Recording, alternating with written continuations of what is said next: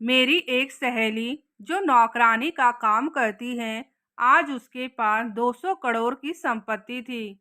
मुझे इसका राज जानना था। आखिर मेरी सहेली के पास इतने पैसे कहाँ से आए, ताकि मैं भी ऐसा रास्ता ढूंढकर अपनी गरीबी दूर कर सकूं।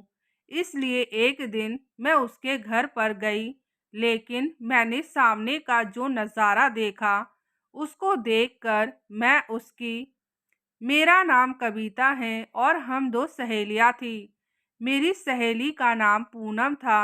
जब हम दोनों मिले थे, करीब 7 साल के थे। हम दोनों ही पैसे वालों के घरों में नौकरानी का काम करते थे। अब मेरी शादी हो चुकी थी। एक दिन मुझे पता चला मेरी सहेली के पास बहुत ज़्यादा पैसा आ चुका है। मुझे ये बात मेरी पड़ोस में रहने वाली एक औरत ने बताया था, क्योंकि 5 सालों से पूनम और मेरी बात नहीं होती थी। 5 सालों से मैंने उसे देखा तक नहीं था कि आज पूनम लगती कैसी है। पूनम की अभी शादी नहीं हुई थी। जब मुझे उस औरत से पता चला कि पूनम के पास बहुत सारे पैसे आ गए हैं, तो मुझे उसके ऊपर यकीन नहीं हो रहा था। इसलिए मैं उसका पता करने के लिए पूनम जहाँ काम करती थी, उनके पास गई। मुझे पता चला पूनम अभी भी काम करती है, लेकिन मुझे समझ नहीं आ रहा था, अगर पूनम के पास इतने पैसे हैं तो पूनम अभी भी काम क्यों करती है। उसे अब काम करने की क्या ज़रूरत है। खैर, किसी तरीके से मैंने उनसे पूनम का पता लिया। मैंने एक पर्चे पर लिख लिया। मेरी शादी 5 साल पहले हो चुकी थी। मेरे पति बैंक में पियून का काम करते हैं। उनकी बहुत ज़्यादा सैलरी तो नहीं है, लेकिन उनकी सैलरी इतनी है कि हमारा घर चल जाता है। लेकिन मैं अपने बच्चों की अच्छी परवरिश नहीं कर पा रही हूँ। किसी तरीके से हमारा घर चल जाता है। पूनम का पता लेने के बाद मैं सीधा अपने घर आ गई, क्योंकि मेरे दोनों बच्चे छोटे थे, तो मैं उनको ज़्यादा देर के लिए अकेला भी नहीं छोड़ सकती थी। मेरे घर में हम दोनों पति पत्नी, मेरे 2 बच्चे और मेरी एक बूढ़ी सास है, जिनके ऊपर मैं अपने दोनों बच्चों को छोड़कर आई थी। मेरे दोनों बच्चे बहुत शैतान हैं, इसलिए मेरी सास ज़्यादा देर तक नहीं संभाल पाती है। पता लेने के बाद मैं पूनम के घर जाना चाहती थी, लेकिन मेरे दोनों बच्चों के कारण मुझे घर वापस आना पड़ा। जब मैं घर वापस आई तो मेरी सास कहने लगी, कविता, तुम अपने बच्चों को खुद ही संभाला करो, ये दोनों बहुत शैतानियाँ करते हैं। मैंने अपनी सास से कहा, माँ जी, मैं किसी ज़रूरी काम से गई थी। तब जाकर मेरी सास शांत हो गई। मेरे मन के अंदर बहुत ज़्यादा जिज्ञासा जग रही थी कि पूनम इतनी जल्दी अमीर कैसे बन गई, और मैं उसका रहन सहन भी देखना चाहती थी। अगले दिन मेरे पति की छुट्टी थी, रविवार का दिन था। सुबह सुबह उठकर घर के सारे काम करके, सुबह का नाश्ता कराकर और दोपहर का भी खाना पीना बनाकर रख दिया, और अपने दोनों बच्चों को पति के ऊपर छोड़कर मैं पूनम की तलाश करने के लिए निकल गई। जो मेरे पास पता लिखा हुआ था, मेरे घर से करीबन 1 घंटे की दूरी पर था। मैं 2 बसों के धक्के खाकर पूनम के घर तक पहुंची। मैंने जब उसका घर देखा, मेरी आंखों पर विश्वास नहीं हो रहा था। उसका घर काफी आलीशान था। जब मैं उसके दरवाजे के पास पहुंची, तो पूनम घर पर नहीं थी। उसके बाद मेरा मन खराब हो गया, क्योंकि मैं अपने दोनों बच्चों को छोड़कर 2 बसों के धक्के खाकर उससे मिलने आई थी। मैंने पड़ोस में एक लेडीज को देखा और मैं उससे पूनम के बारे में पूछने लगी, तो वह लेडीज कहने लगी कि पूनम तो बहुत ही अजीबोगरीब लड़की है। देखने में तो बहुत खूबसूरत है, लेकिन किसी से कुछ बात नहीं करती है। और अगर हम लोग उससे बात करने की कोशिश करते हैं तो हमें भाव नहीं देती है। पता नहीं अपने आप को क्या समझती है। और हमें ये भी पता चला है खुद के पास इतना पैसा होने के बावजूद दूसरों के घरों में काम करने जाती है। हम लोगों को तो उसके चाल चलन कुछ ठीक नहीं लगते हैं। मैंने उस औरत को कहा, हमें अगर किसी के बारे में पता नहीं है तो किसी के बारे में इतना उल्टा सीधा बात नहीं करना चाहिए। तो उस औरत का मुंह बन गया। इतने में मैंने देखा कि पूनम सामने से आ रही है। मैं उसकी तरफ देखकर मुस्कुराने लगी। पूनम भी मुझे देखकर खुश होने लगी।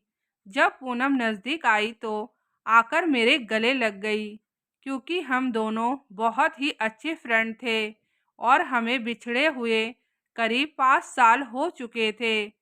फिर पूनम मुझे अपने घर के अंदर लेकर गई। उसका घर अंदर से देखने में बहुत ही खूबसूरत था। उसके घर के अंदर लाखों के सामान लगे हुए थे। उसने मुझे सोफे पर बैठने का इशारा किया और मेरे लिए चाय पानी लेने गई। उसने चाय के साथ करीब 5-6 तरीके की नाश्ता का सामान रख दिया। मैं उसकी शानो शौकत देखकर चौंक रही थी। फिर मेरे मुंह से निकल ही गया, पूनम तुम्हारे पास इतना कुछ कैसे आया? तुम्हारी तो शादी भी नहीं हुई है। तुम अभी भी घरों में काम करती हो। तुम्हारे पास इतने पैसे कहाँ से आए? और इसका राज क्या है? मैं इतना कह ही रही थी तो पूनम ने कहा, पहले तुम चाय नाश्ता कर लो, उसके बाद मैं तुम्हें सारी कहानी बताती हूँ। मेरी कहानी सुनकर तुम दंग रह जाओगी। मैं जल्दी जल्दी चाय नाश्ता पूरा किया और उसके बाद उसके पास बैठ गई। मैंने बोला, अब बताओ तुम कैसी हो और तुम्हारे पास ये सब कैसे आया? तो पूनम मुझे बताने लगी कि मैं एक बहुत ही पैसे वाले घर में काम करती हूँ। मेरी जो मालकिन है उनके 4 बेटे हैं। उन्होंने अपने बेटों की शादी बहुत ही बदसूरत लड़कियों से करवाई है, जो देखने में बहुत काली और बदसूरत है। मेरी मालकिन ने सिर्फ इस शर्त पर शादी करवाई थी ताकि उनको ढेर सारा दहेज मिल सके। पहले मेरी मालकिन भी पैसे वाली नहीं थी। उनके पास भी पैसा उनके बेटों को शादी करवाने के बाद ही आया है, क्योंकि उनकी बहुएं बहुत ही करोड़पति घर की हैं। उन लड़कियों की शादी कहीं पर नहीं हो रही थी। जब मेरी मालकिन को पता चला कि उन लड़कियों की शादी नहीं हो रही है तो मेरी मालकिन ने अपने बेटों की शादी उनसे करवा दी और इतने पैसों की मालकिन बन गई। वह लड़कियां बहुत ही पैसे वाले घर से हैं, इसलिए अपने पति के ऊपर बहुत धौंस जमा कर रखती हैं। उनके पति उनसे बहुत ज़्यादा डरते हैं। उन लड़कों को अपनी पत्नियां बिल्कुल भी पसंद नहीं हैं, बस मजबूरन इस शादी को निभा रहे हैं। उन लड़कों की शादी को 7-8 साल गुजर चुके हैं, लेकिन अभी तक उनका बच्चा नहीं हुआ है, क्योंकि वह अपनी पत्नियों को पसंद नहीं करते हैं, इसलिए उनके पास भी बहुत कम जाते हैं। जब मुझे उस घर में काम करने के लिए रखा गया तो मैंने ध्यान दिया, चारों लड़के मेरी तरफ ही देखते रहते हैं, मुझे देखकर लाल टपकाते रहते हैं। मैं भी उनको अपना हुस्न का जलवा दिखाया और उन चारों लड़कों को अपने रंग में रंगने लगी और अपने मालकिन को पता भी नहीं चलने देती थी। उन लड़कों के साथ घर से बाहर समय बिताने लगी, चारों को अलग अलग समय देती थी और उन लोगों से थोड़ा थोड़ा करके पैसे भी लेती रहती थी। फिर मेरे पैसों का लालच बढ़ गया और मैं शादी करके अपना घर भी बसाना चाहती थी। और मैं समाज को देखकर इतना तो समझ चुकी थी, कोई भी अच्छा लड़का मुझ जैसी काम वाली से शादी तो नहीं करेगा। उसके बाद मैंने उन चारों लड़कों के साथ अलग अलग फ़ोटो खिंचवाई और उसका एक एल्बम बना लिया। उसके बाद उन फोटो को दिखाकर लड़कों को ब्लैकमेल करना शुरू कर दिया। वह लड़के अपनी पत्नियों से इतना डरते हैं कि उनको मजबूरन मुझे बहुत सारे पैसे देने पड़े और मेरे नाम पर कुछ प्रॉपर्टी भी लिखी है।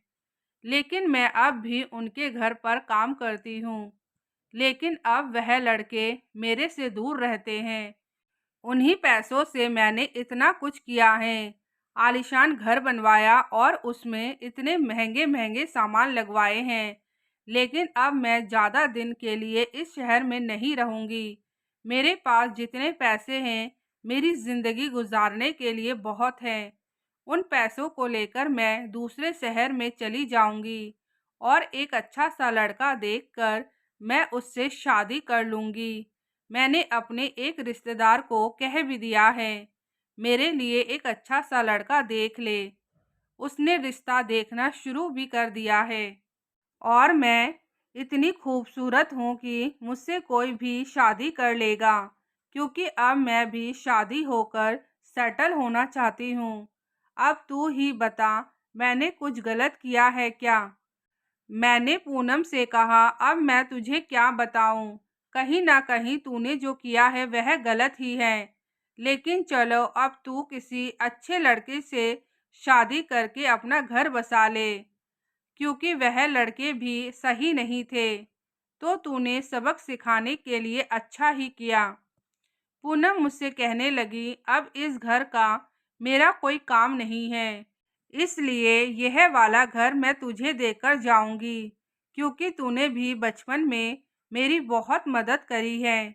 पूनम की बातें सुनकर हैरान हो गई। मैंने कहा, ये तू कैसी बातें कर रही है? पूनम कहने लगी, मैं झूठ नहीं बोल रही हूँ, मैं सही बोल रही हूँ।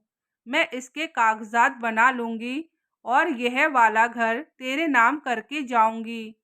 उसके बाद मैं तुझसे कभी नहीं मिलूँगी। तेरी भी ज़िंदगी थोड़ी सुधर जाएगी। कई घंटे बिताने के बाद मैं अपने घर चली गई और पूनम की बातों को सोचने लगी। लगभग 1 महीना बाद पूनम ने मुझे अपने घर पर बुलाया और उसने उस घर को मेरे नाम पर कर दिया था। मुझे पेपर देने के लिए बुलाया था। कह रही थी, अब मैं तेरे से कभी नहीं मिलूंगी।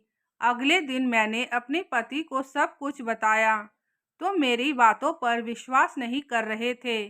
फिर मैंने उनको पेपर दिखाए। मेरे पति को लग रहा था कहीं कोई लफड़ा ना हो। फिर मैंने उनको समझाया, बचपन में मैंने पूनम की बहुत मदद करी थी, शायद इसलिए उसने मेरे साथ ऐसा किया है। और उसके कुछ दिन बाद हम लोग उस घर में शिफ्ट हो गए। मेरे घर वाले उस आलीशान मकान को देखकर बहुत खुश हो रहे थे। घर के साथ साथ उसने मेरे लिए कुछ पैसे भी छोड़ कर गई थी। मुझे और मेरे पति को समझ नहीं आ रहा था पूनम ने आखिर मेरे लिए इतना कुछ क्यों किया। उसके बाद मैं जीवन में पूनम से कभी नहीं मिली। दोस्तों, ये कहानी एक काल्पनिक कहानी थी। कहानी आप लोगों को कैसी लगी, कमेंट करके ज़रूर बताइएगा।